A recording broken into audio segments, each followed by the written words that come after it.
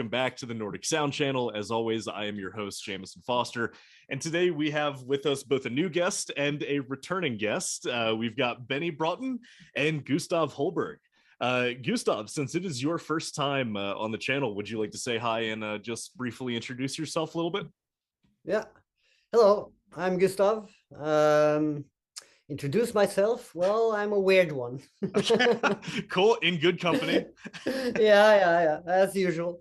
No, I've been working with Benny for many years, with the Folket Bortafor Nordavinden, and been into this kind of style of music since New Year's Eve 2000. Yep, yeah, it's been a while.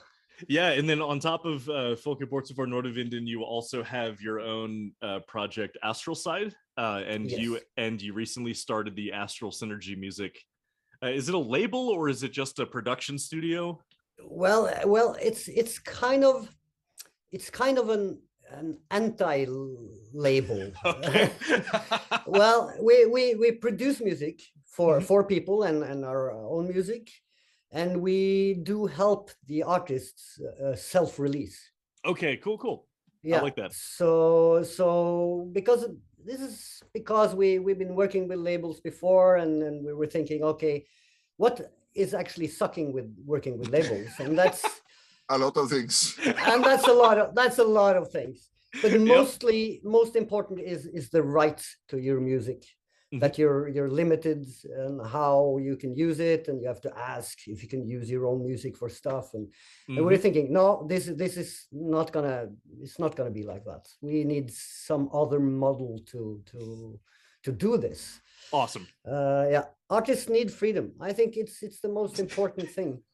You know, I agree. Freedom of expression, freedom of creativity, and freedom to do whatever you want to do when you want to do it. Hell yeah, man. Sounds good to me. Yeah, I'm looking forward to having you on again in the near future to talk about that in more detail, because I really love what you guys are doing there. And then Benny, hello again. Welcome back. Would you like to say hi to everyone? And then if this is someone's first time seeing you, would you like to just give us a little blurb of your elevator pitch of what you do? Well, I'm Benny, and since I've been working with Gustav for many years, I guess that makes me a weirdo too. Definitely. Yeah, I don't know. What should I say? Well, no, you're good, man. Yeah, all right. I've been doing music most of my life, and as Gustav said, been working with him for many years. I don't know how long, but it must be some 21 years or something like that now. Yeah. So, we still hug each other. It's amazing we do, Benny, huh? Yeah, sometimes I'm wondering, Oh, it's so beautiful. All right. I'm happy for the friendship and the collaboration. It's inspiring and teachful, and sometimes challenging, and that means there's growth in it too, I guess. Oh, very beautifully put, Benny. I like it. It's on theme for what I was hoping to talk with you guys about today.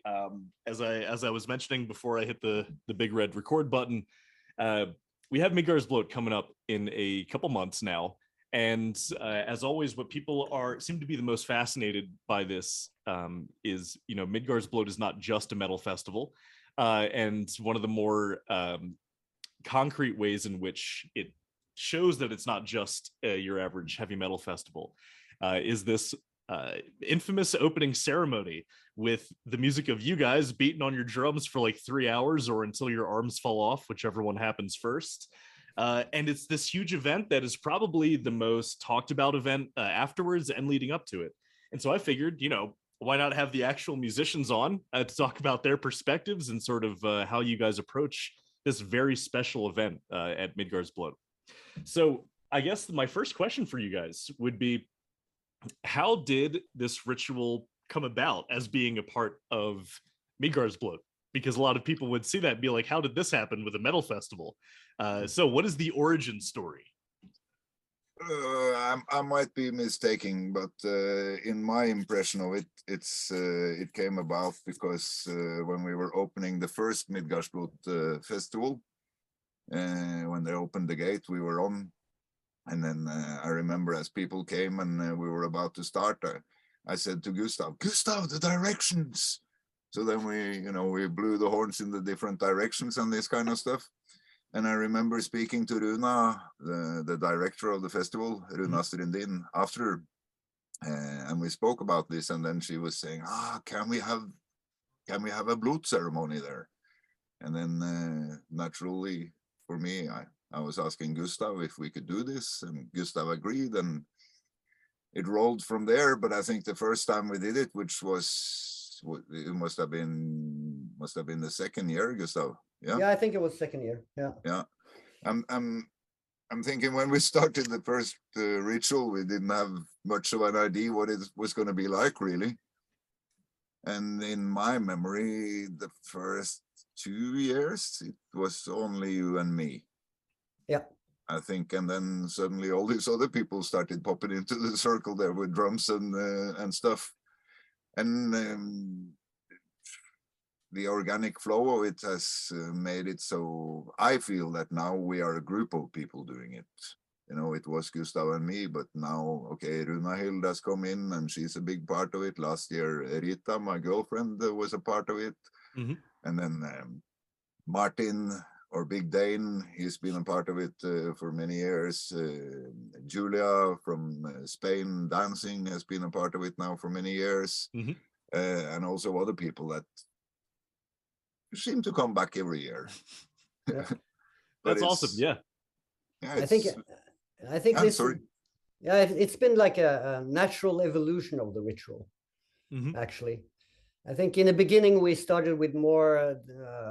The first time we did it, we had more concrete plans of what to say and what to do, and then as the ritual itself grew and more people came to it, we found that we had less time for talk and needed more time for the actual ritual, which is when people themselves go into the circle and do their own thing with the statues and the blood and everything.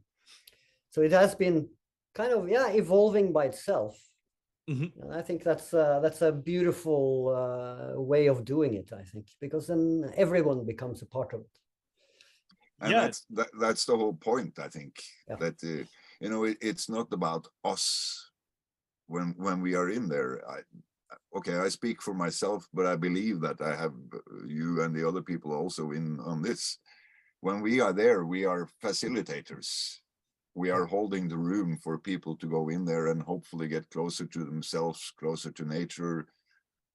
Who knows, solve some stuff in their life. And I know that for a lot of people, this is what is happening, So I have plenty of people who talk to me and say about how, after that ritual, they just felt different. And that's sort of what I want to try, and we will never get to the answer, right? But we can hopefully talk around the answer of why that is with this particular kind of music making. Because something you're already talking about is something that wouldn't happen with, at least in my opinion, wouldn't happen with other types of music making, where you wouldn't have it just be the spontaneous thing that people can just voluntarily add themselves to. And have it organically develop over time. And I think that there's something to that. But before we get into that, for the people who are sort of listening to this and being like, what the hell is a ritual? What are they even talking about? Do one of you guys want to give like a brief description of like what actually happens at the festival for this ritual? Like how it starts, what the process is, what it looks like for people who might be looking forward to going but have no idea what to expect. Yeah, I can take that one. Cool. Well, it's as you say, it's the opening ceremony of the festival. So it's right in the beginning of the festival. The doors are opening, and we prepare the ritual, and people come and gather in a huge circle. At first, me and Benny and the others who are taking care of the ritual, we do a very short kind of opening of the ritual where we kind of what could we say? We consecrate the ground, so to speak, or to make the space sacred for everyone. Usually done easily by calling the different directions: north, south, east, west, and kind of calling all spirits, gods, or whatever that needs to be in the ritual. And after that, we open up the circle. People start getting in line, and they go in one by one, or two by two, or three if you feel like you want to do it with people. And these people go to the statues we have, and in front of the statues is a bowl of blood, a big bowl of blood. And this is real. This is real blood, right? Yes, it is real blood. Yep, absolutely. I'm sorry, there are no vegan options there. Yeah. Then you have to bring your own vegan blood, I don't know, ketchup or something. I like that. Bring your. But anyway, yeah. And then we have also prepared a kind of what should we call it? It's a bunch of branches from 9 different trees, which is bundled together, and you dip this in the blood, and then you splat the blood on the statues. And what we usually say is that people can do this in whatever way they like for themselves, and you don't have to have an intention of doing this. You can do it just for fun. That's okay. You can be an atheist, believe nothing, and just do it because it looks good. And you get really, really nice pictures of yourself with lots of blood, and it's wild. But you can also use it for your own spiritual growth.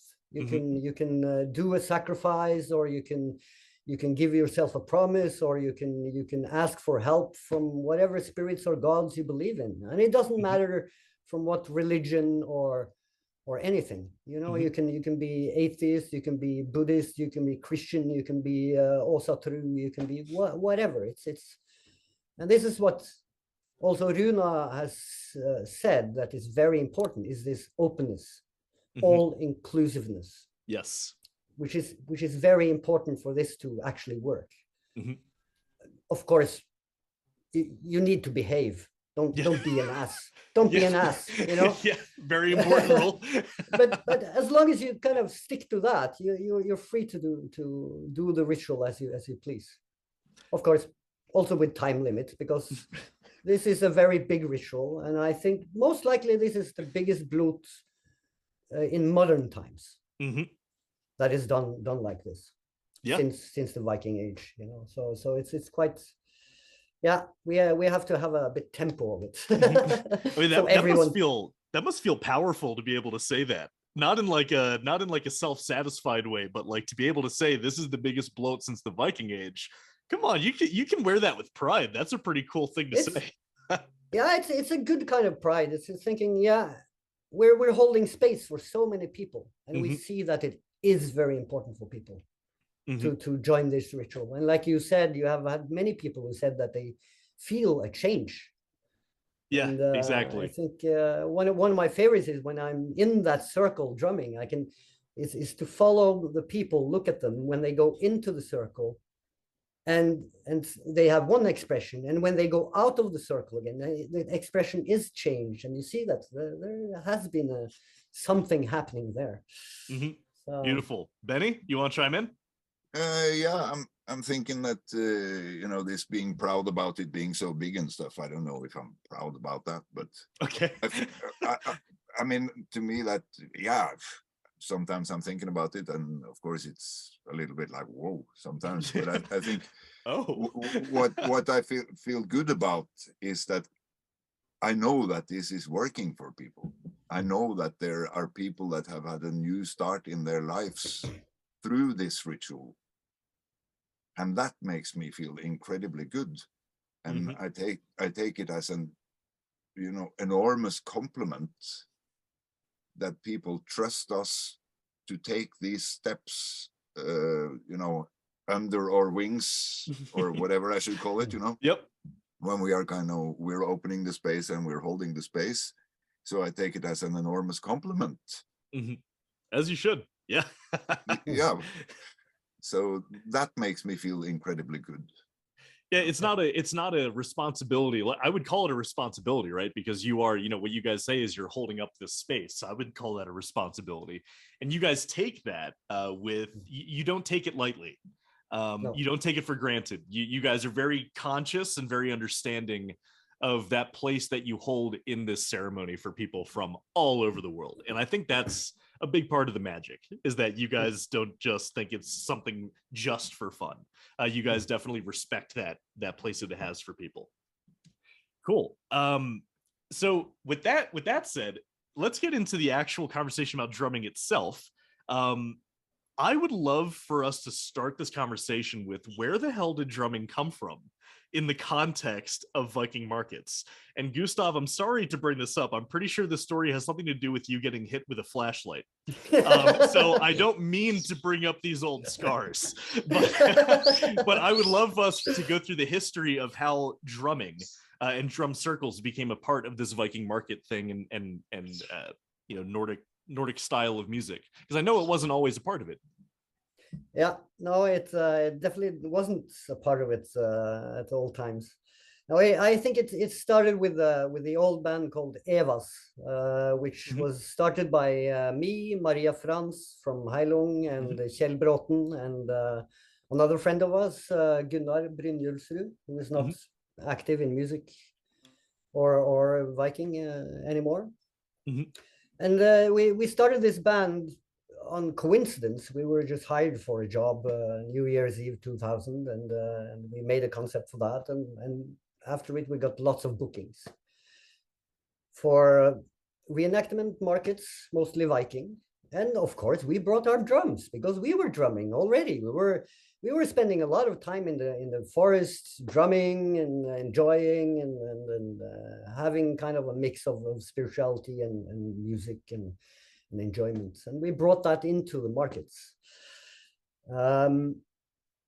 And then after that came Skvalder, where Benny also became a part of this, and I think it just escalated from there. And then you have, of course, that's a good way to put it.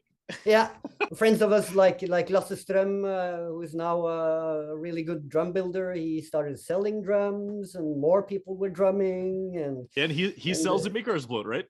Yes, he exactly. sells at Midgardsblot. Yep. So yeah, it was something that was escalating in that sense. And I think it is something about, because one thing is drumming in the opening hours of the festivals, which is more entertainment. And for me and Benny, it has been a job for a long time.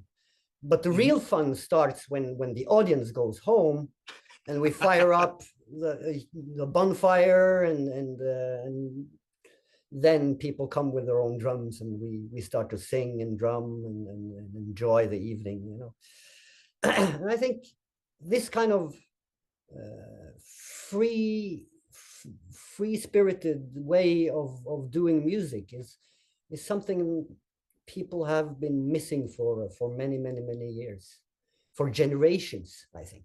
I would agree. Exactly. So you're talking about how there's this maybe sort of a lost connection thing through drumming, and I do have something to add to that from like a dorky musicology, music history point of view. That is actually pretty important to this conversation. But I know that Benny wanted to add something, right? Yeah. I'm thinking we can maybe get back to that. But personally, I've never had an enormous interest in this so-called Viking age. Yeah, I was searching in the spiritual part of it. But for me, it has been a field where I've been met on my needs and want to explore, roots, connection, inner growth, and all this stuff. And for all, I think for all of us, it has also been a very steep learning curve, so to speak, because with Skvalder in the first years we were doing Skvalder, we were doing what Gustav was explaining now as after hours strumming, but we were doing it in front of the people in the opening hours. And then after a while we realized that, well, this doesn't really work. You know, it's good for us, but most people, well, they look at us and they shoot a picture or something like that, and then they go away. And then we learned that, well, in the opening hours, we need to communicate with people, you know. And then in my experience, correct me if you want, Gustav, but in my experience, then we started separating it more. That, okay, because when the audience is there, we are entertainers. You know, it should be fun for everybody there, not just for us. The first 2, 3, 4, maybe 5 years with Skalder, we were doing it for our own sake, mostly, you know. And then we learned that, well, we need to be outspoken, you know, we need to be there with the people also. And then it turned into a more after hours thing, you know, in a way. You agree, Gustav? Yeah, I agree to that. Yeah. There was a shift at some point there where we had to kind of realize we were entertainers. When we started, when we started talking to the audience, you know. Yeah. So Gustav, the way you worded it, I can't recall exactly how you worded it, but you said something. Did you say something along the lines of reconnecting through drumming, or so? Yeah. So free spirited. Yes. Music, thank you, Gustav. So like this reconnecting with free spirited music making. Why drums? Why do you think drumming? Among other things, I know it's not just drumming, right? But we're focusing on the drums here because they're sort of like the backbone that everything, at least from my perspective, that everything attaches to. What do you guys think that drumming offers that allows this more free expression to sort of attach itself to drumming? Well, we are rhythmic beings. And the way society works today in our culture, which is basically the only culture in the world, apart from a few tribes around that, you know, most people, they live in this culture. Totalitarian agricultural terrorism, you know. All right. It started some 10,000 years ago in Mesopotamia, and it's a disaster. You know, we're still suffering from it. But anyways, a lot of people, I like to sit at coffee places and look at people when I am in town situations, which is not so often. But you see a lot of people, they don't even walk in rhythm with themselves. You know, they come down the street and they're not even in rhythm with themselves. So I'm thinking the drum is bringing some of this back. And even science acknowledges that there is something happening that they can measure with however they do these measurements. But they can see that there is stuff changing when it comes to monotonous drum rhythms. And there are some certain speeds, you know, beats per minute, that is more efficient than others. And this also science is starting to see, you know, something about. So I'm thinking it has to do with that. You know, it sort of brings it out.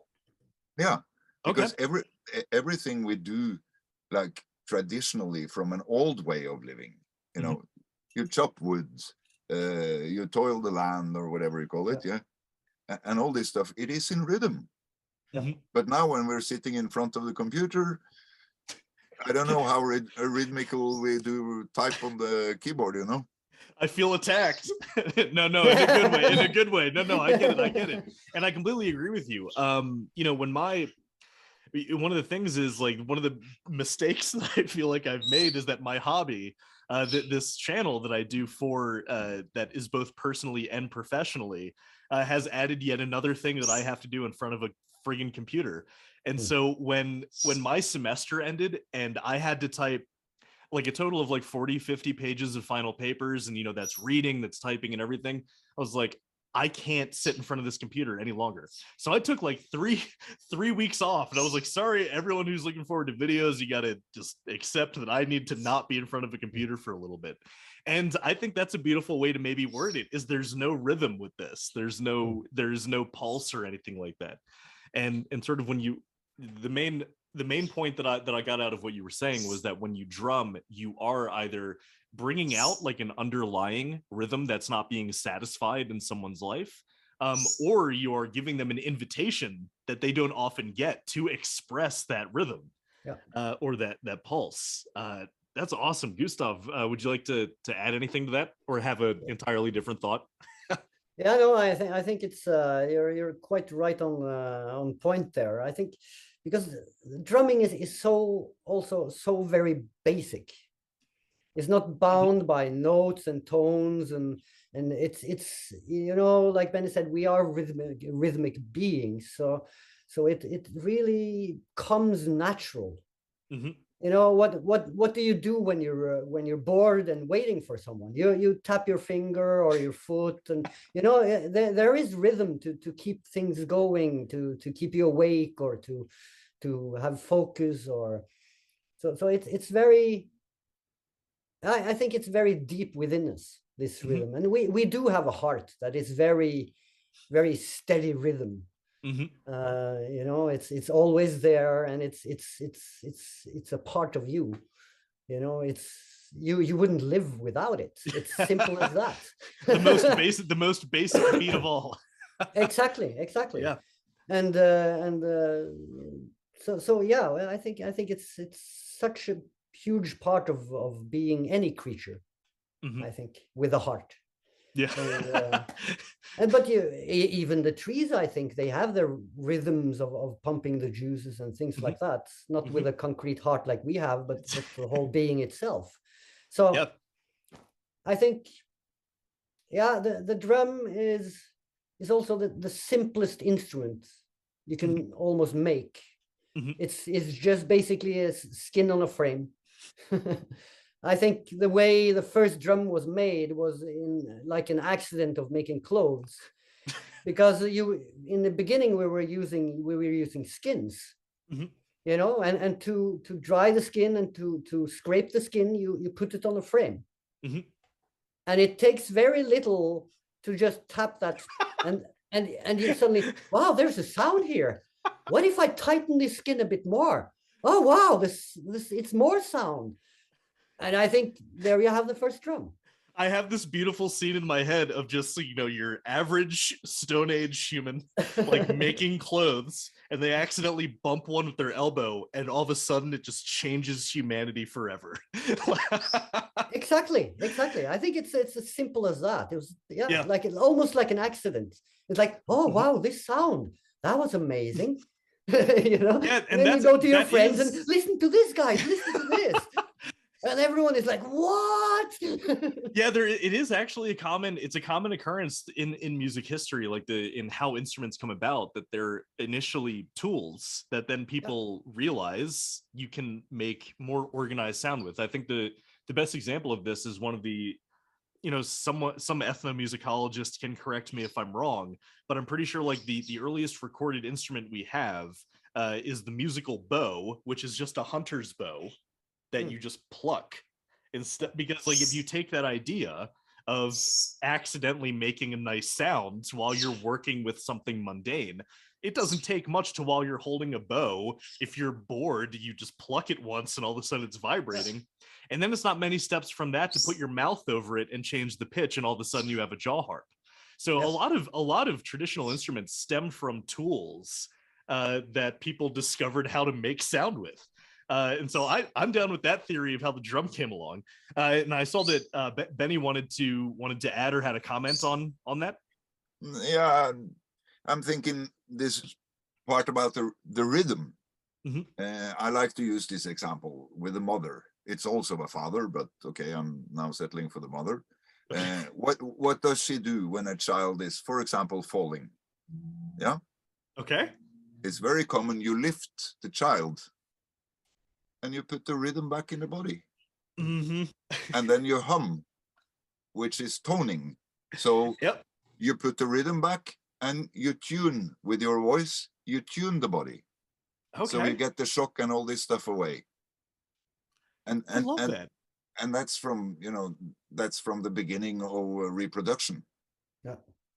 So now you're making me think of humans as those little crank toys, where like when they fall over, you have to pick it up and just re-crank it, and then you just put it back down. That's a baby, but instead of cranking, you're cradling. Oh, that's awesome. I love that. And then thanks for that, Benny. That's gonna stick with me.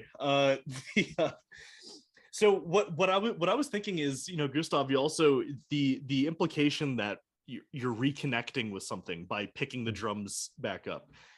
This is something that I am more confident than talking about than a musical bow, and that is there's a very strong and easy to find history or narrative throughout European history, and then also the history of colonization and all of that, where the drum itself was always one of the first things to be vilified and outlawed by whatever power structure involved with the religion. You know, usually, especially in Africa and the United States, and then early Europe, it was the church. One of the very first things they would do is outlaw drumming, burn drums.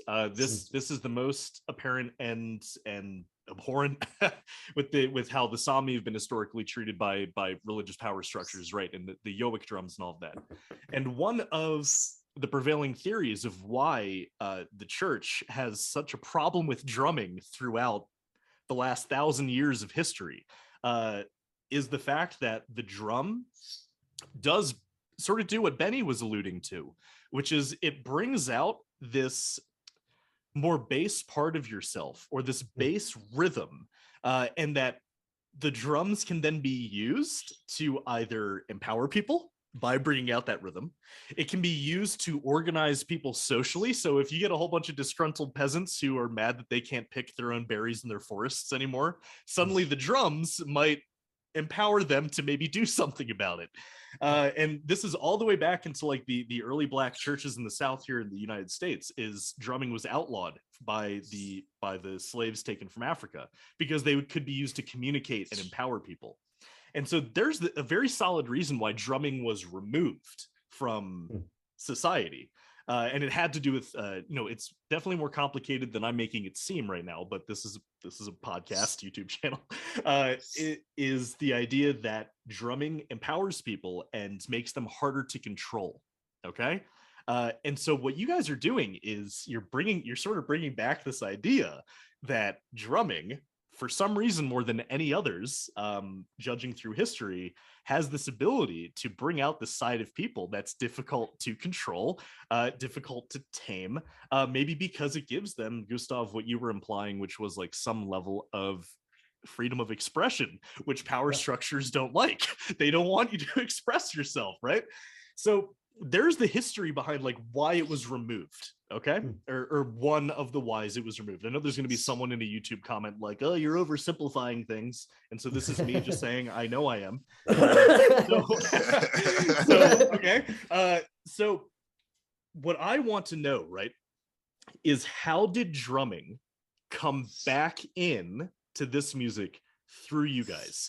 And I have a feeling that Mari Boina has something to do with this on Benny's side, with her music, but I don't know the whole story behind like what made you guys pick up drumming in the first place, right? Because you've talked about this wonderful reason why you keep drumming, but what made you pick up the drum? What made you actually start the damn thing in the first place? I would love to hear it. Well, I just jump in, Gustav. Yeah. Yeah. We started doing this a long time before any of us was involved in this Viking stuff. A friend of mine, Bjarne, you know him, Gustav? Yep. I think it was his initiative, maybe together with Rune, that you also know. But they had this initiative for something called Bortafor Space Band, which is a wordplay in Norwegian with Far Out Space Band. And we had the first one was under a staircase in a pub, and it was with guitars and stuff like that. We played space rock in A for 2 hours because I broke the E string at the very beginning. I remember that. Yeah, I told you before. Hey guys, we gotta play it. I broke the E string. Didn't have much money to buy strings, you know. But we also had free-for-all jams outdoors in cool places, full moon jams, you know, bring whatever you need and preferably a bit extra for those that might not have what they need or want. And we did that for several years. And this was, I think the first thing was in 94 or something. And then we did that, I believe, for some 5-6 years or something like that. And we were everything from, under this staircase, we were 7. But I remember counting, we were in one old water reservoir in Oslo that it was empty.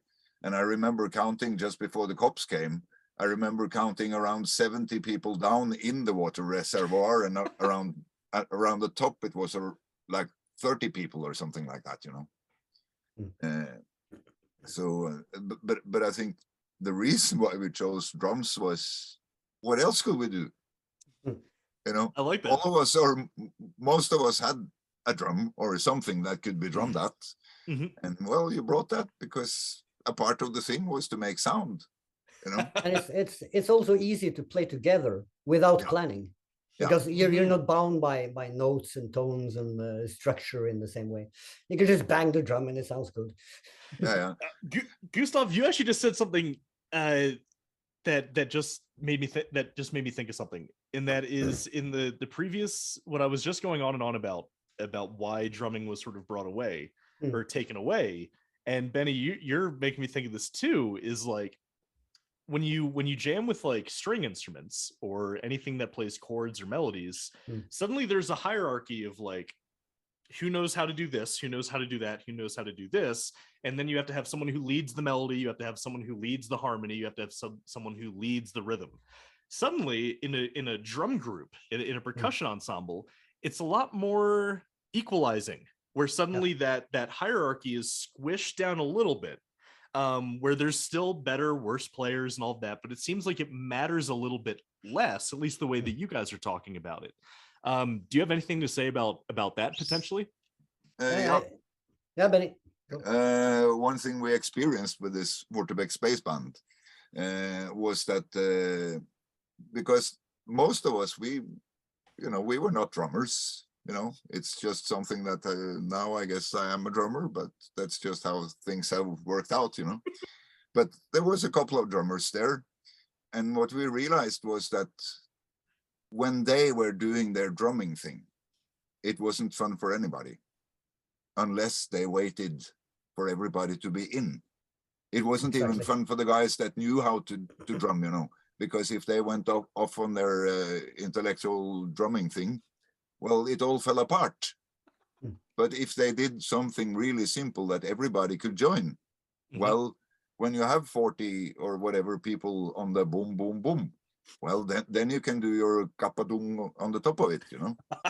But if you start there, it all falls apart and nobody's having fun, which is also a cool thing, you know, because those that don't know have to stretch to know in a way, and those that know have to take a step back, which is also a very healthy thing, you know. Yes, very because much it's so. Not, it's important to know it's not a drumming competition. It's something you create together, and that's the whole point of it, is to create something together. And like Benny said, then the super expert drummer has to take a step back, play that simple rhythm so everyone can go in, you know. It's it's very important.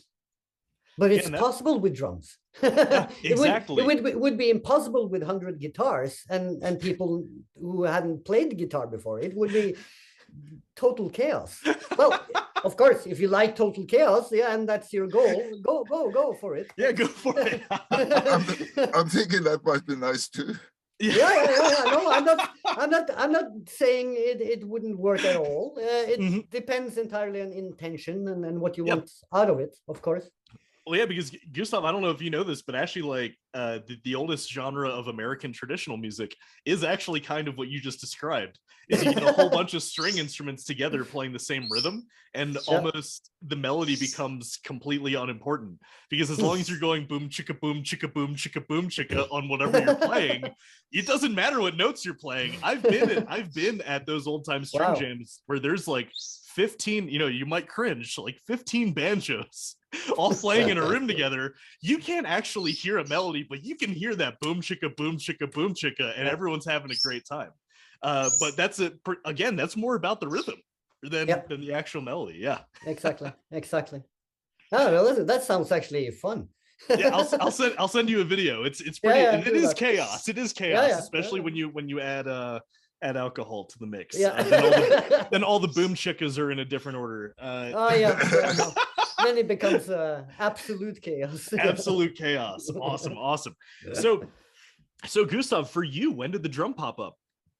Well, I started drumming on kettles and stuff like that as a 4 or 5 years old. Yeah. I've been always drumming on objects and stuff like that. And then I don't remember how old I was, maybe 15, 16, something like that.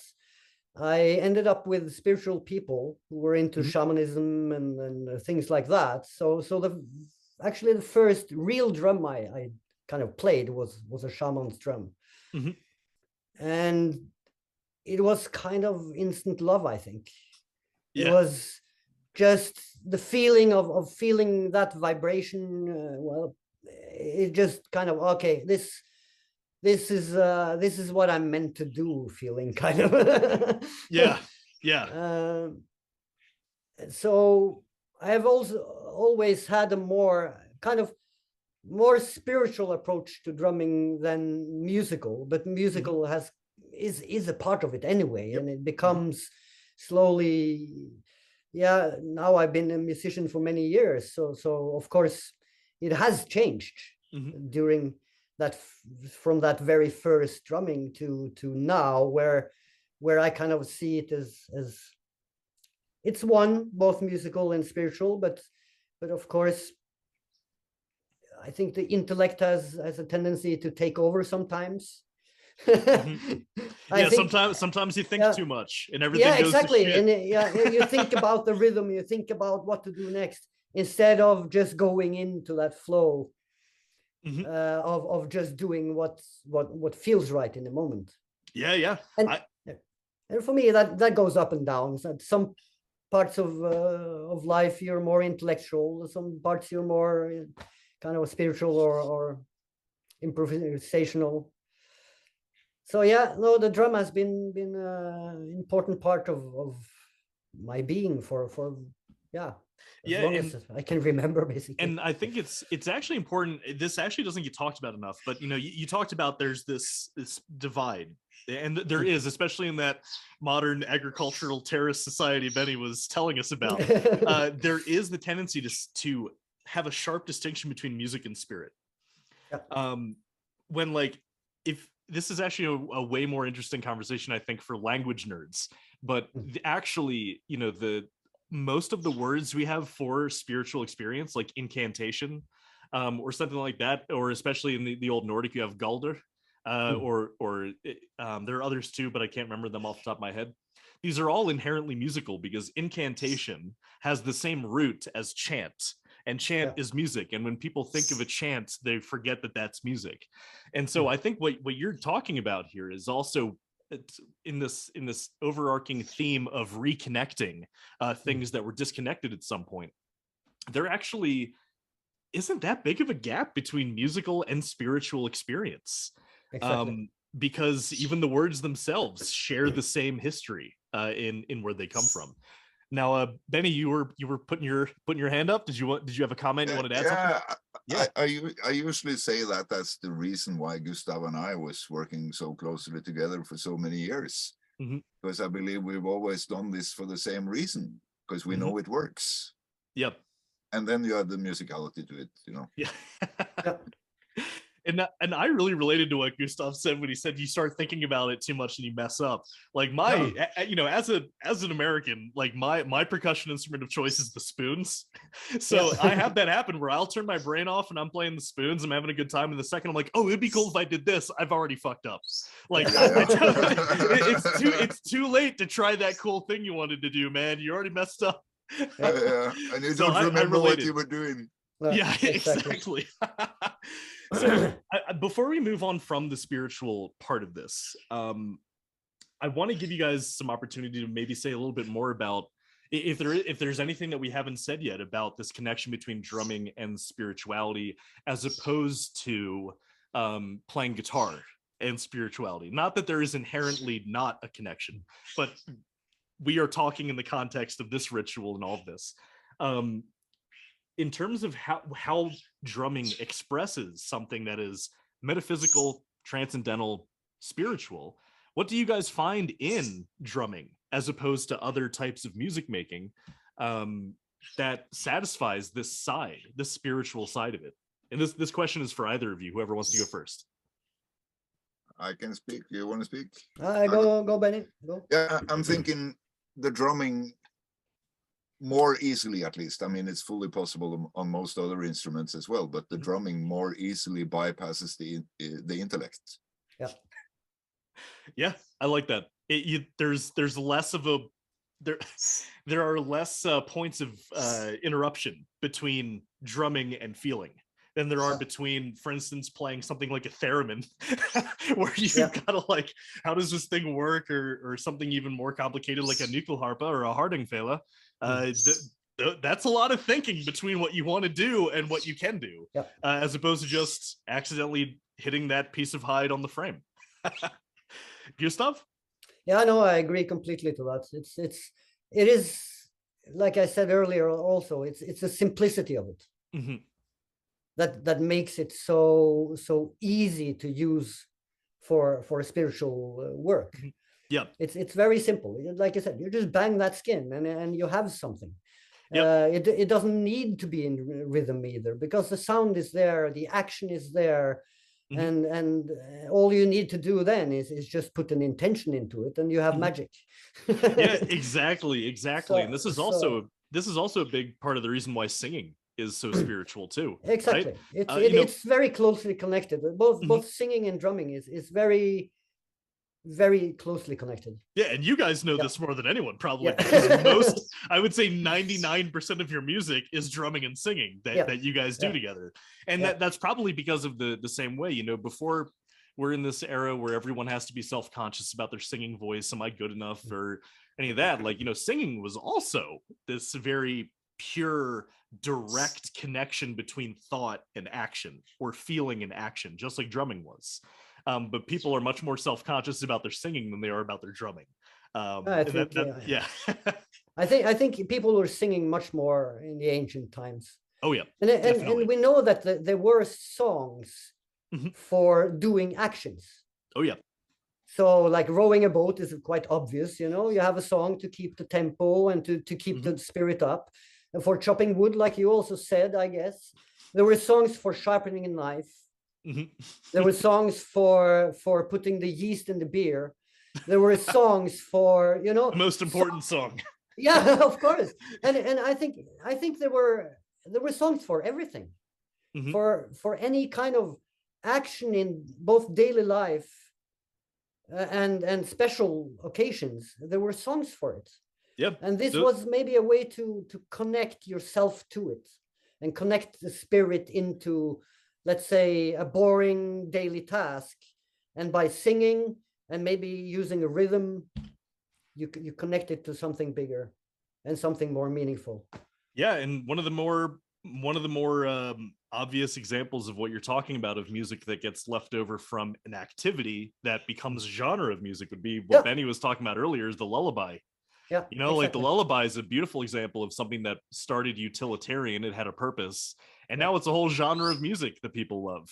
That, you know, that's kind of how it goes sometimes. Benny, you wanted to add it in? You wanted to add into that? Yeah, I had something there, but right now it's Some Cool. years ago, I Mhm. was reading this. I don't remember what year it was, but it was about singing in church. Mhm. From what I was reading, I don't remember the source or anything. Mhm. Sorry about that. But It's all what good. it was stating was that this singing in unison in the church is a fairly new thing. Mhm. That in the old churches, people were just singing. They were not necessarily singing the same tempo, not the same tones, anything, but they were singing the same song at the same time. Mhm. It just sounded very different than what we are used to, you know? Yeah. Yeah, because musical tastes, they change over time. I'm always talking about that as a, whenever anyone asks me anything roughly ethnomusicology related, is like our idea of what music is today is very different from what music meant 100 years ago. So, Definitely. that might sound good to them in the church, but then we Yeah. might hear it and we're like, But ooh. maybe it was not as much about the sound as it was about the action of singing, Or because intention. Yeah. in intention, but also the physical action, because there's a lot of stuff happening when you sing. The breathing, the blood circulation, all this stuff gets adjusted when you sing, also when you drum. But with the breathing, it's more easily recognizable when you sing, I think. So there's a Yep. lot of health benefits that are happening also by singing. So maybe it was more about what happens, Oh, yeah. than about how it sounded. Yeah. I think they didn't care so much about how it sounded. It kind of reminds me of I've stayed a lot of I've spent a lot of time in a village in India, and for the ceremonies they have there, people come with their own voice and rhythm, and they just go with whatever, and nobody's kind of complaining that people are singing wrong or not like this or not like that. It's like it's much more important to participate with what you have than it is not to participate because you think what you have doesn't fit. But while in this society, it's kind of become the opposite. If you're not a professional singer, you should shut up. Yeah. It's a bit like that. Yeah. No, it is. If you're not really good at singing, you should shut up. And I think it's so wrong. It's so I agree. wrong. And also in our culture, which is the global culture, it's varying here, because in India, for example, it's different. I usually say we grew up after the Beatles. Most of us, we have a very simple understanding of notes. In the Western European scale, there are 7 notes in an octave.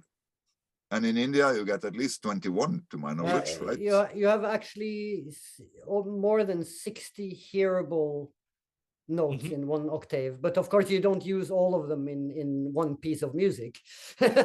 Or in one scale. You use it in different scales, but there are more than 60 defined hearable tones. I remember you saying, Gustav, when you started playing the sarangi, that your teacher was saying, when you were playing something, he was correcting you, and he was saying, you should play this.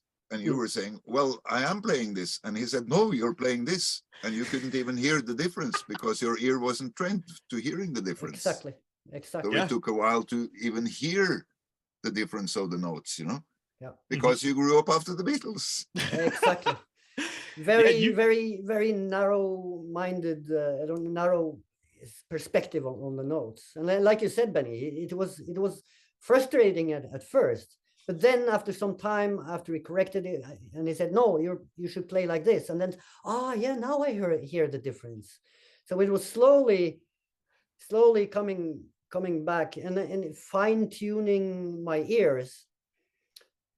And I remember after one time I had studied for half a year music in India, and I came home and went to a concert, and it was terrible because I could hear every single string on the guitar, and I could hear what string was untuned, and where the guitar hadn't have perfect tone to it. So it's like, oh no, I can't listen to this anymore. You see through the matrix and now everything is awful. It felt like that. Luckily, I haven't been that deep into the Indian music the last year, so it has been wearing off a bit, and it's kind of, that's okay. It's like all of my friends who have perfect pitch. Do you guys know what that is? Okay, cool. I just didn't know if there was like a different term or whatever, but you know, everyone's like, oh, I'm so jealous you have perfect pitch. And you know, the person's response is always, yeah, until you go to a concert. And then everything just sounds like death and it's a curse. Like you can't help it. But yeah, so like what you guys are talking about here is, you know, absolutely triggering my ethnomusicology brain to talk about how music differs from culture to culture and all that, but keeping it on target to this ritual drumming and everything. So we've talked plenty about the spiritual side of it, and actually as we start bringing in church music, there's another incredibly important aspect to this sort of social music making through drumming, and that is creating a better social community. Music has an incredible ability to bond people, or to as a bonding activity for people. And one of the reasons I'm really excited to talk to you guys about this is because of how long you two have been playing music together, and the rotating group of musicians who come and go and play with you guys and all of that. I sort of wanted to get your sort of first thoughts on what this drumming, what these drum circles, this ritual music does in terms of actually like strengthening like social relationships you might have, or even if we can start with it more narrow, is like at least between the two of you, like drumming together. Do you guys feel like that has a profound impact on how you relate or what your relationship is with the people who you drum with? And if so, how? And if not, we can not talk about it. Yeah, no, it's a very good question, because we're into an area where it's hard to kind of define what this is where I like to be. Yeah, this is exactly. where I like to be. But there is absolutely no doubt that I relate differently to people I have been drumming with and people I have not been drumming with. It is like a feeling that you get to know people a bit on a different level, or in a different way, and the very thing that we are creating things together, of course it's bonding. It is definitely bonding. Yep. No doubt. But how and what, that's very hard to yeah. to decide, to define, to okay, what is it really? Because it is not intellectual. It's more emotional, primal kind of bonding. And I think, let's say with our relation, Benny, it's been no doubt it has been strengthened by our music. I would say that if we had not started playing together, our friendship would be more like acquaintances. Yeah, I think so. Is that a proper word? Yeah. Yeah. Yeah. I would say so. In my impression, our friendship came through the music. I mean, we knew each other before and we had a good time when we met, but it was more random. Yeah. You know, we met if we were in the same place at the same time, and it was always nice. But our friendship grew from being music together, and I like to say being music together, because I think that's pretty much what we're talking about. Yeah. That's an expression I like to use. When I am music, I feel the best I can ever feel. And I think that a big part of what you guys, Benny, what you're talking about more specifically, and I think what Gustav was sort of getting at too, is, would you guys agree that there is some level of vulnerability that you feel when you're playing music? Yeah, because Benny, I think I've told you this story before, but Gustav, Matthias Nordvig wanted me to sort of like teach him how to like make music. So we were making music, and there was something that he wanted sung, and I was like, dude, then sing it. And he was like, he took this long pause and he said, I feel emotional. Like, I feel like if I sing, I'm revealing something that I want hidden, and I want to keep it deep down. And he'll probably kill me for telling the story now twice. But but that you guys probably know from, you guys also probably have non-musicians who want to come and play music with you or something like that. Have you ever had these opportunities where these people come and play music with you, or they want to learn from you, and then when it actually comes time to play music, they close up because they're so used to bottling these things up, and music sort of forces it to come out? I mean, my wife is the same way. She plays cello, but like when sometimes it's very hard for her, because when she plays cello, it brings up a lot of stuff that usually this society, this culture that we're in, sort of wants you to not let that stuff out and to bottle it up. So I think there's something here about music is another way of allowing yourself to be vulnerable with someone. Benny, what do you think about that? I agree fully. I have a funny story too. It's not very long. I was holding a drum course some years ago at the Viking Market, and one of the guys that was there, I've learned that, you know, find your inner drummer is the kind of label on it. So it's nothing to do with technical drumming. But one of the guys that was there, he's usually very, you know, what would you say, selvsikker, Gustav? Self-confident. Yeah, self-confident. But during this course, suddenly I was saying, okay, but now we're going to make sound with our voices as well. You know, and then this guy came to me after, you know him, Gustav.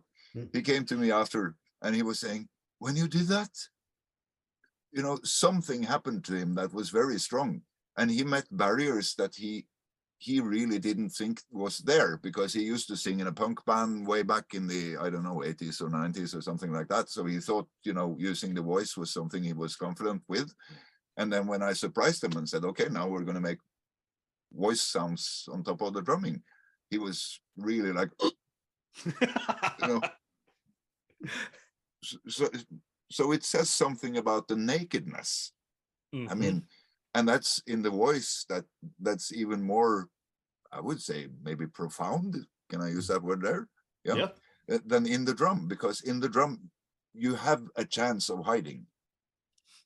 You know, and you can also blame the drum if something doesn't sound right. You're like, oh, this damn drum is cheap. The club isn't balanced right. Or something. Oh, the humidity of the air. But with the voice, you don't really have any excuses. You can say, oh, I was smoking too much cigarettes last night, or you know, there was a draft in the car on the way here, or something like that. But you cannot really hide when you open your mouth.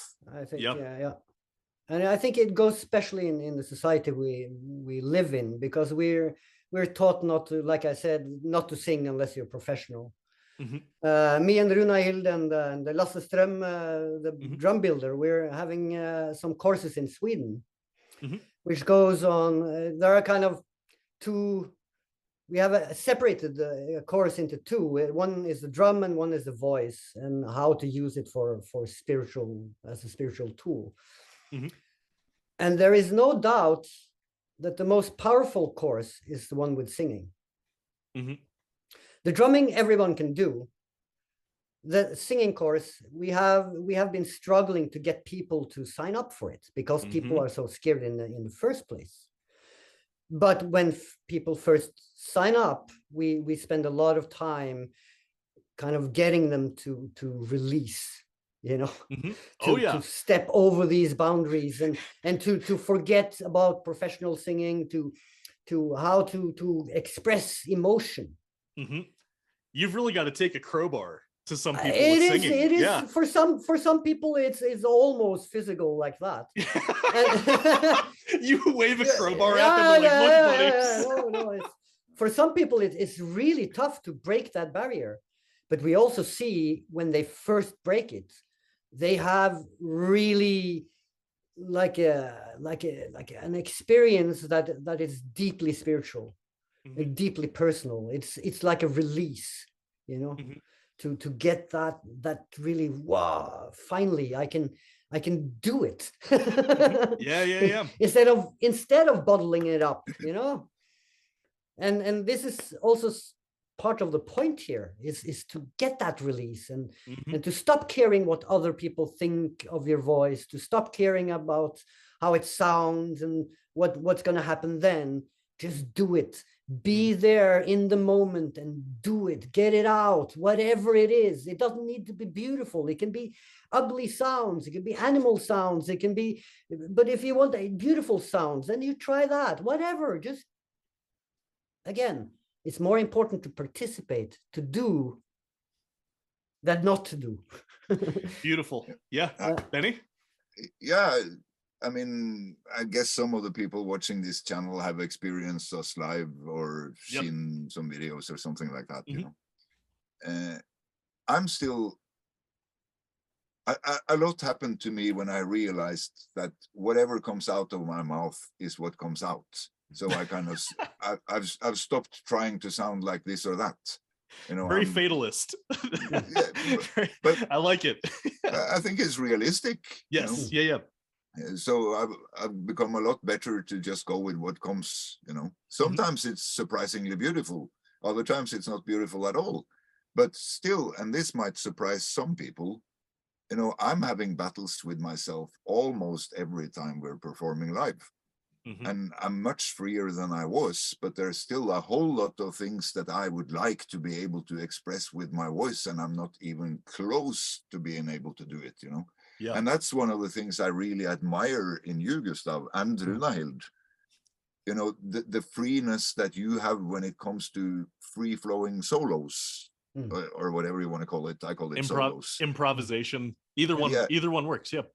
Yeah, but the solo part, you know, where you just go, because I also try this, but very often I feel that after a little while, I'm stopping myself in some kind of a little phrase or something that feels good, you know, and then I'm locking myself in there.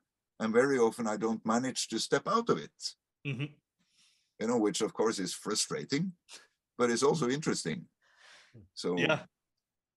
So I absolutely understand that this using the voice is scary for people. For me, it's been a many-year process that I'm still working my way through, you know. I didn't open my mouth in front of anybody to sing, you know, nobody. You know, I'm singing now. That's out of necessity, really.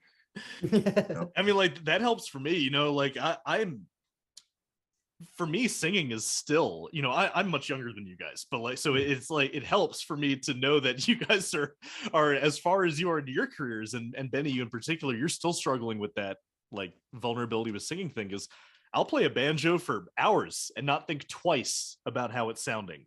The second someone's like, hey, play, I don't know, Big Rock Candy Mountain from Oh Brother Where Art Thou, or play some other really fun song, I'm like, oh, you want me to sing?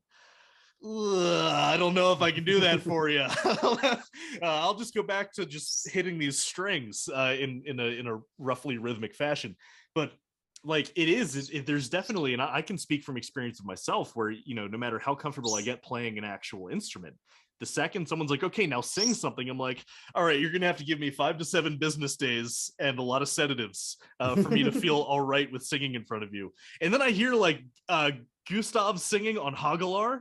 Like, Gustav, that line you have that you sing way above Hagelar on the track from Folket Bortafor's latest album, when you sing that, every time I'm just like, holy shit, how is he, like, that is pure expression, right? Exactly. And I aspire to that, and I'm just like Benny just said he is. I'm working on breaking down those barriers that choke me up right at the last minute.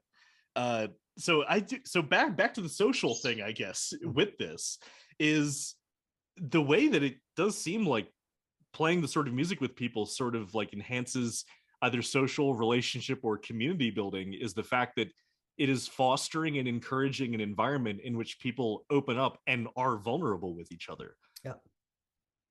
And I think the most important part to get that to work is to make people feel safe, that they're not going to be ridiculed or thrown out of the circle because you sing a false note, or or to make sure that we all have patience with each other, and that we all respect each other's choices of how to sing, what to sing, that we give each other space to do this. Exactly. You know, because it goes both ways. You want this for yourself, not to be judged, but that means also you must not judge others. Yeah. And sometimes I love that. it can be painful. It can be tough when this one person comes into the circle and singing so false that you feel it in your spine, and you still have to just keep that space. Yeah, and you know, I think you still have to accept it, because the moment you open the circle for this, then it is open, and it should be open. Yeah.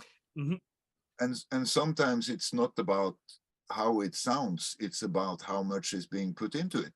Exactly. You know, one of the most horrible singing experiences I've ever heard, or one of the most awful singings I've ever experienced hearing, or whatever is correct to say, is still one of the best, because I know how much this person put into doing it. You know, I knew it when it was happening, and to be honest, over the hills and far away wouldn't even be close to describing it, but it didn't matter, you know, because the battle, the internal battle that this person first was fighting in order to stand up there at all, and then opening the mouth and then singing, was incredible. You know, there was such a battle going on there, and I'm thinking, then it doesn't matter how it sounds. You know, the only thing that matters is you did it. You know, good on you. Wow. You know. Yeah, I think the best way to actually hear that regularly is if you listen to any records from. It's funny, I actually don't know why we're beating up on the Beatles so much, but it's just what's going to happen.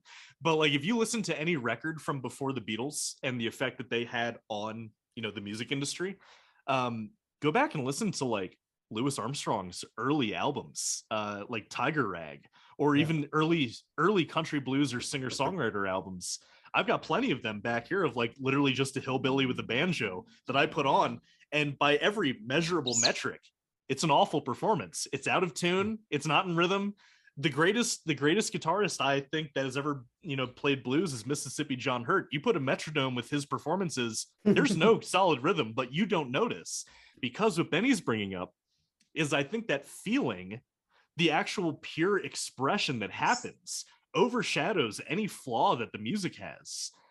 Because sometimes in the ways where like when I'm just going to, you know, use Louis Armstrong again as an example, when he just wails on a trumpet and it's barely in tune, you're not paying attention to how out of tune it is. You're sitting there like, oh man, that is hot. Like, it is awesome, right? Because there is still some level of listening to music where emotion and expression absolutely overshadows actual technical ability.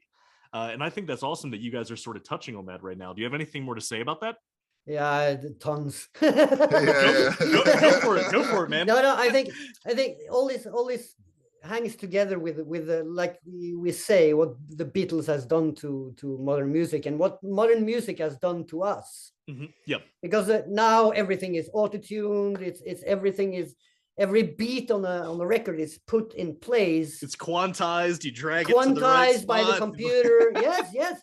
And I think then we're losing out on the smaller details, on the emotion of it, because I think emotion arises from a rhythm changing, or you know, a tempo changing. That's where emotion comes. If the tempo is the same through the whole song, you're not experiencing something profound or something new. You're not changing through the song. But let's say it goes up the tempo, a little bit down, it goes up again, then you have sudden movement. You have something that is actually happening. And I think it goes with the tones, like we call now false tones, like we refer to these banjo playing. And again, like we talked about, we have 7 notes here in one scale, in one octave, while in India they have kind of, you know, or 12 notes in an octave totally. That's what we have, you know. But and in India they use these quarter notes consciously. You know, and sometimes a musician can say that, no, in this performance, I'm going to bend that note tiny bit more than usual because I want this effect in the music. So what I think what's happening when we listen to these old records where it's not tuned and it's done unconsciously. This is part of the whole emotion of it, the whole expression of it. And to be honest, I'm not an expert of singing at the absolute right notes.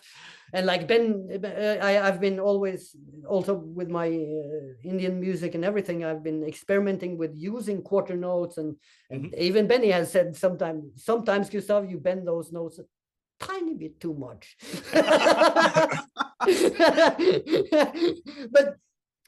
But that's part of the experiment here. That's part of the expression here, to try to get out of this box that we've been put into. And I do want to say real quick, you guys do know that one of the big things that drew me to Norwegian music in the first place was your Hardingfele tradition. And there are a lot of modes that Hardingfele players play that are not in that that typical. Like you guys have your own blue notes. You don't need American blue notes. And if you listen to most people haven't heard this because there ain't that many recordings of it. But if you listen to the old recordings that the state radio did, for example, late 1800, early 1900, when you listen to the tonality of those songs, even songs that people believe they know today. Villemann and Magnhild, a lot of these songs that people, they know them, but they know them after the Beatles.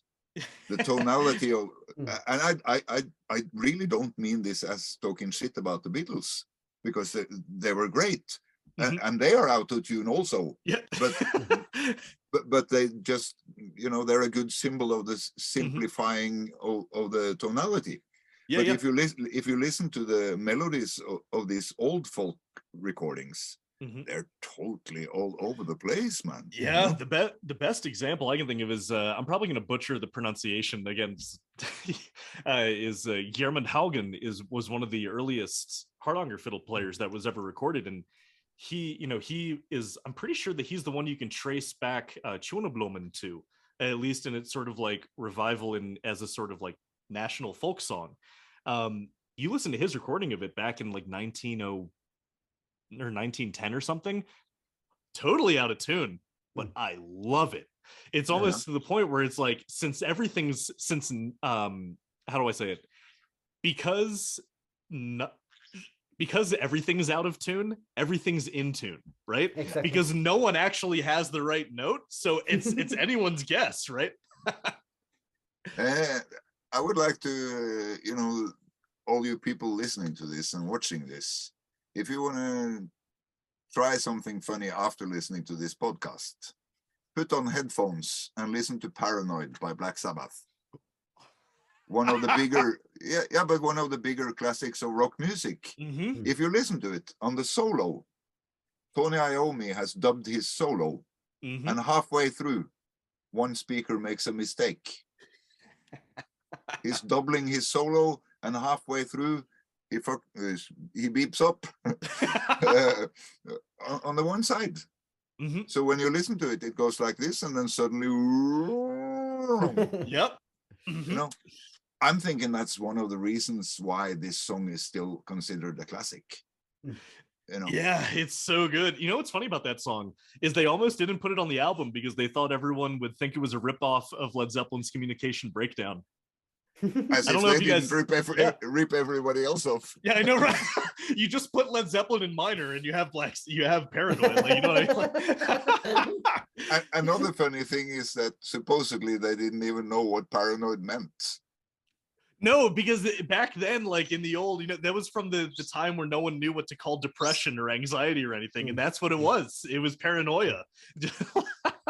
Oh man, let's make this a Black Sabbath podcast. But it's interesting when we're talking No, it about is the very tonality and all this stuff, you know, because that's a very good example. Today you cannot do it because the business has changed stuff towards the more and more and more and more mechanical.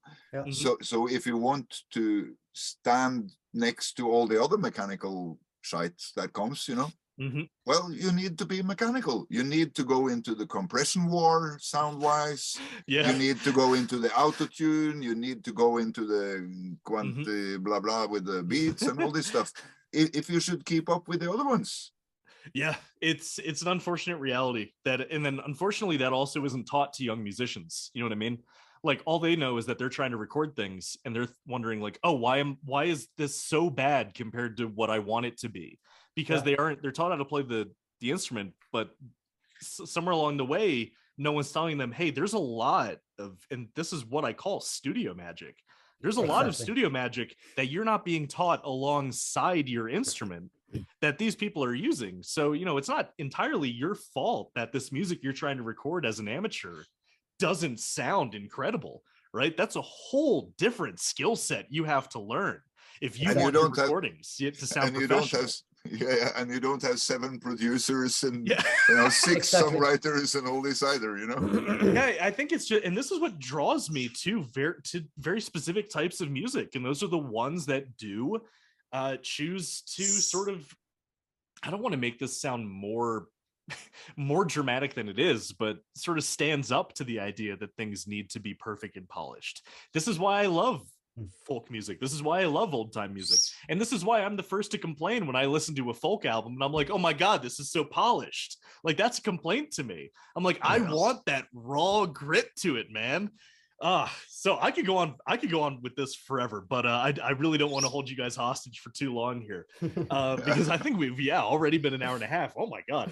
We're gonna have to have you guys back for a round 2, I guess. I guess so. What I definitely wanted to talk about before we wrap up here, at least from my perspective, as someone who does this sort of, I still don't know if like it's technically music journalism or whatever the hell you would call what I do, but whatever I'm doing, I interact with a lot of people who are getting into music. I have quite a few people that I know who, after Midgardsblot, they made their own drums. That is the effect that you guys have had on people. And what I would sort of like, what I want to open up you guys, give you guys the floor on is for anyone who hears your music or any music in this style or goes to Midgardsblot and suddenly they feel that call to pick up a drum, make a drum, play a drum, make music with the drum.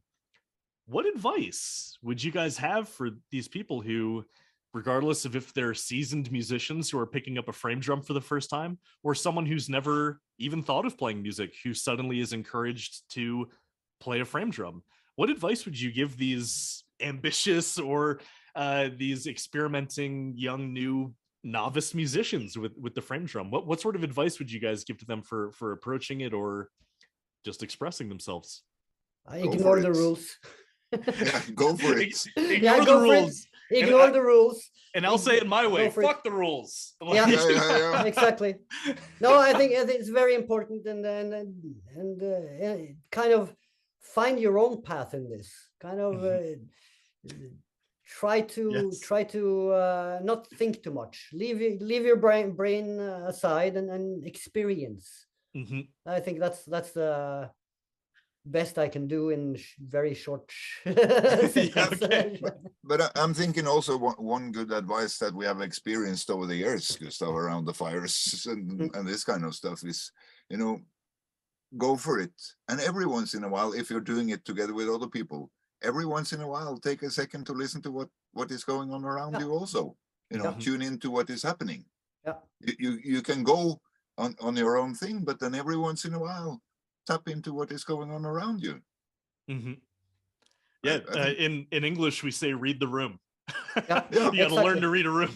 But and there's actually one more thing. It's a lesson from my Indian music teacher, and it's I was playing something and I made a mistake, so I stopped and I said, oh no, I made a mistake. And my teacher says, no, no, no, no, no mistake. Only mistake stopping. Yeah. Yeah, exactly. You As know, it the is, only mistake I made was getting thrown off by the mistake and not just pretending it was on purpose. Yeah. And just go, you know, in just rock and, go. in rock and roll, it's called no mistakes, only new parts. Exactly. I love Just this. repeat it once more, and it seems like Yeah. you made it with purpose. You know? Three bars, repeat.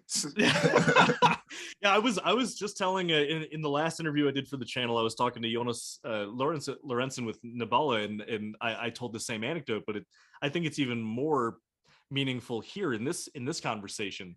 Is the only thing I play with a Swedish folk dance group here in Boulder. I'm very fortunate enough to have one here in Boulder for some reason. And the guy who leads the dance is this very sweet older guy. He's an absolute sweetheart, but if you want to make him mad, if you want to see this dance leader angry, you stop when you make a mistake. And all of a sudden, that big gentle giant, he's scowling at you. He's like, why'd you stop? And I'm like, I don't know. I got scared. So yeah, I think that's a great bit, because the thing is, like, if music is measured in time, right? If you make a mistake, what is that? Just a half a second? Yeah, not even. It's just a half second wasted. If you stop and start over, suddenly you're maybe at a minute of wasted time, right? So, like, just keep going. Worst case scenario, you hit a wrong note. There's no real reason to stop everyone's good time just because you're obsessing over a wrong note, right? And I think also, especially in jam sessions like drum circles and things like that, we have to remember there are no mistakes. Yeah. In the end, Mm-hmm. There are no mistakes. Mm-hmm. Just because we're not in a drum circle, you're not performing to impress everyone, or no, we're doing this together to have community, to go inwards together. Beautiful. So I think there are no mistakes in this. We should start thinking more like that with ordinary music too, in my opinion. No, I completely agree. To allow the mistakes to come out, to also be part of the communication of music. I think many years ago, I was working with some people in Oslo, and I was witnessing a thing they did. I wasn't taking part in it, but I was witnessing it, and it was kind of a ritual. And the whole thing struggled with one or two egos clashing, which of course lessened the effect of the whole thing. But one of the people was saying, and that has stuck, this was in 96 maybe, or 95 or something. One thing that has stuck with me was the expression, egos does not belong in a ritual. I like that. I think that's a great saying. It's so true. Yeah. And that's with this, what you were saying also, Gustav, there are no mistakes in a drum circle. No. Maybe apart from the ego. Or behaving like a shithead, Yeah, but that has to do with the ego, doesn't it? Exactly. It like usually this. is connected deeply to ego, being a shithead. So if I could use that to segue to sort of like a closing thought, I would love it if before we wrap up here, you guys could just give maybe some closing thoughts for anyone who will be attending the Blot, either for the first time or returning, people who don't know what to expect going in. Do you guys just have any parting comments or thoughts for those who are listening to this and like, oh, cool, so I didn't know this was a part of this festival. Now I'm looking forward to it. It's going to be the first time. Any thoughts, any comments for them? Be yourself. Yeah, exactly. Yeah. Oh, yeah. And be respectful of others. Don't be a shithead. Yeah, don't be a shithead, and be yourself, and be honest. Be present and be honest. That's kind of the foundation of it. And the more people who do that, the stronger the whole thing will be. I'm thinking maybe by now it's about time. People do as they please, I hope. But also when if you come as a first timer to Midgardsblot and you've seen the pictures and the videos and all this, and you've seen the fantastic costumes and the makeup and all this stuff, well, you don't have to have any of that. Yeah, I don't. You can come. You can come in your ordinary worn shorts and an old T-shirt. Mm-hmm. You know, you don't need any of that. If you have your ritual outfit that you want to put on, you want all this stuff, you can do it, but you don't have to. It's not an obligation. And Benny, I actually really appreciate that you brought that up, because still, Alyssa, this isn't going to be a surprise to you, Benny, because you've at least known me for a little bit, but I'm actually more of a crunchy hippie than I am a metalhead, and my wife is even more so. And to this day, whenever I take her to like a metal show, we just went to go see Yob here in Denver, and then we almost went to go see Black Braid, but we ran out of money for tickets. To this day, and we're going to a festival in a couple weeks. To this day, she always gets nervous that she's going to stand out too much because she's not dressed in all black or has like, the crazy like witchy makeup and all of that. And I always tell her like, dude, that's the exception, really. Not everyone looks like that. And I still remember when she went to her first metal festival with me, she was so nervous, and she's going to kill me for telling the story, but she was so nervous we were going to this festival. She was like, oh, I'm just going to stick out. We're going to be the only hippies there. And we get there and she realizes that there's no uniform. There's no uniform to this. The ones who are wearing something really dope, they get their picture taken because they look dope, not because that's the standard. So I think, Benny, I actually really like that, because I never would have thought to give that advice. Part of being yourself is not feeling compelled to dress up in a costume. But of course, if you want to dress up in a costume, that's awesome too. Yeah, exactly. And I think especially in Midgardsblot, this is important. Come as you want to.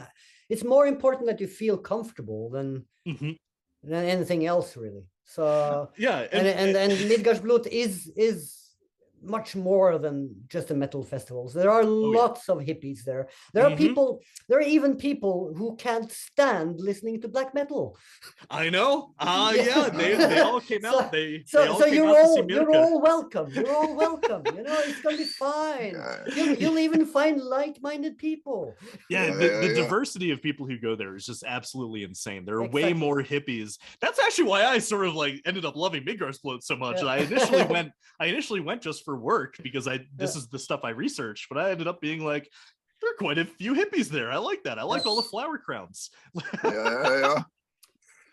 And besides, I felt way more judged wearing a bandana walking around Oslo. Then Matthias pointed out to me, he goes, you look so goddamn American right now, man. And I was like, I am American. I don't know, newsflash. All right, guys, so thank you guys so much for coming onto the channel and sort of like, being vulnerable and sort of opening up about, the side of this music that everyone loves, but we don't talk about enough. So I really appreciate you guys coming on to talk about that sort of thing. I'm gonna stop after I stop the recording. I'd appreciate it if you guys could just stick around for a second while I give you guys some, final thoughts and all that. Can I say something before you stop it? Yeah. I'm not stopping. I was gonna ask you guys if you had any last things to say. Yeah. People can find you and all that. If my math is working right now, everybody watching this, and you and me also, Gustav, we should really appreciate this talk, because if my math adds up correctly, it's going to be the last time any of us speak to you, because you're going to be killed 1 or 2 times by Matthias, and then by Alyssa. They're actually no. That was the last you heard from Jameson. Yeah, that's true. It was nice knowing you, Jameson. It was nice to meet you and then say my final goodbyes. It is funny the amount of times the three of us are hanging out and, I'll say something and they'll both just turn to me with that look like I'm going to fucking strangle you. It's always in the realm of possibility. All right, cool. Well, guys, where can people find you if they want to follow up more on the stuff that you do and for some reason they haven't stumbled upon you yet? You got to come to Telemark to find me, and you're going to go to the West Coast to find Gustav. All right. Basically, like that. Yep. All right. You can look us up online. You'll find us. We have presence. There are very few Gustav Holbergs doing music, and there are very few Benny Braatens doing music. So you guys are pretty easy to find. All right, cool. Well, thank you guys so much for coming on the channel. I'm definitely going to have you guys back for other stuff, because there was a lot of things that we put on hold for the sake of time. But, we could talk for hours, all right? So you guys take care, and thank you so much for coming on the show, all right? Thank you, Sam. Thank you. Yeah. And thank you, people, for listening and watching this. I hope it's been interesting, and take care of yourselves, and hope to see many of you at Midgardsblot in a few weeks. Hell yeah. Awesome.